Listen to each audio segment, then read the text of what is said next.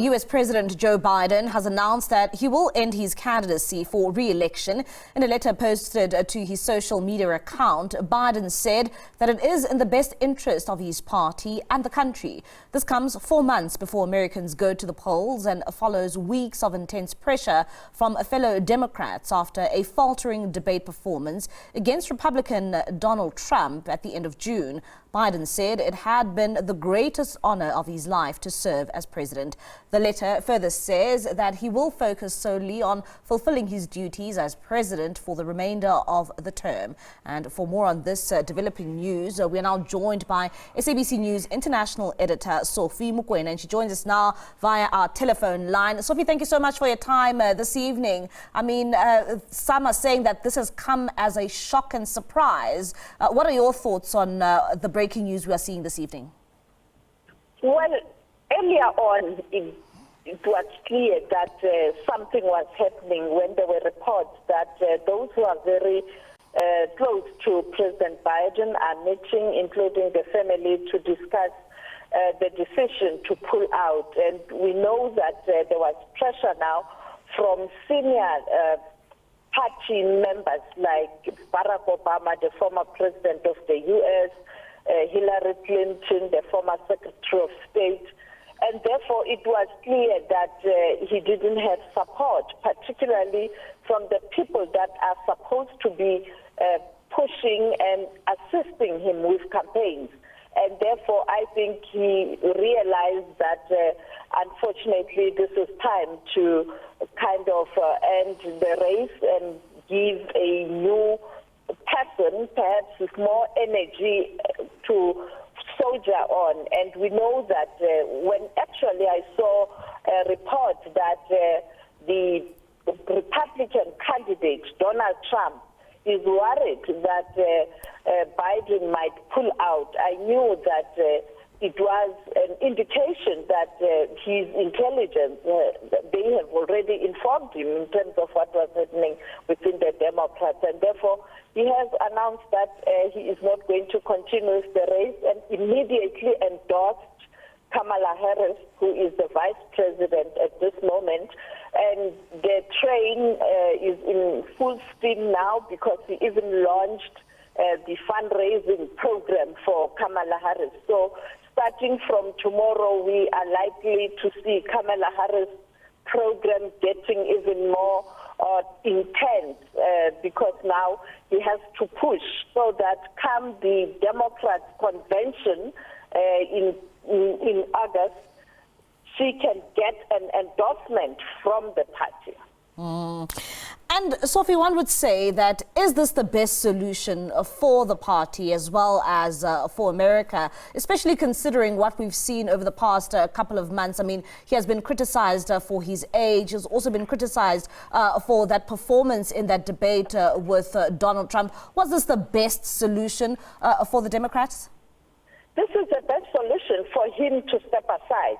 Whether Kamala Harris will be the best candidate that can win elections, I don't know. There are dynamics in the United States of America.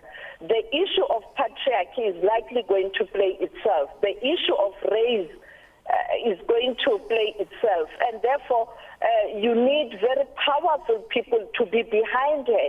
And that would include even big business in the United States of America. You know that when big business are not supporting you in the United States of America, it's very difficult to win the race. And therefore, she has to work very, very hard.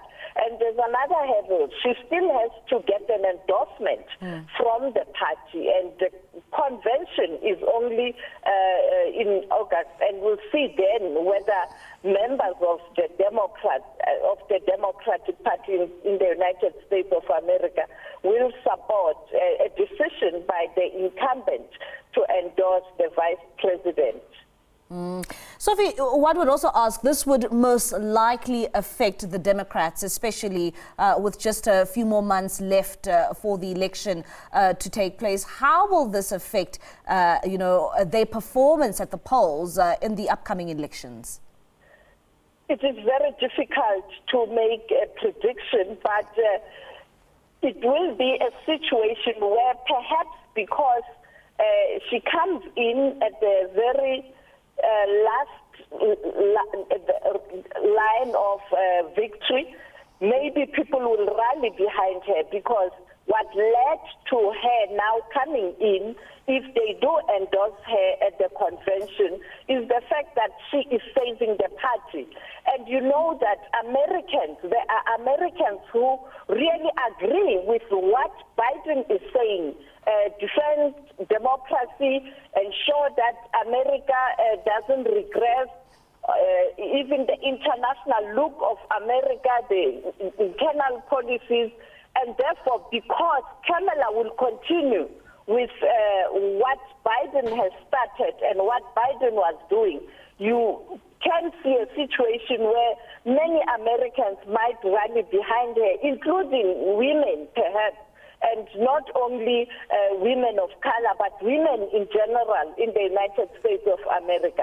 But on the other hand, some might say it's too late, and Donald Trump has got a better chance. But let's see what the opinion polls say tomorrow, much as they may not be 100% correct, but it will give an indication in terms of what the Americans are saying. And tomorrow we'll see more reaction, including the markets in the United States of America, whether they will endorse the candidature of Kamala Harris in a form of the market being stable or perhaps doing much better.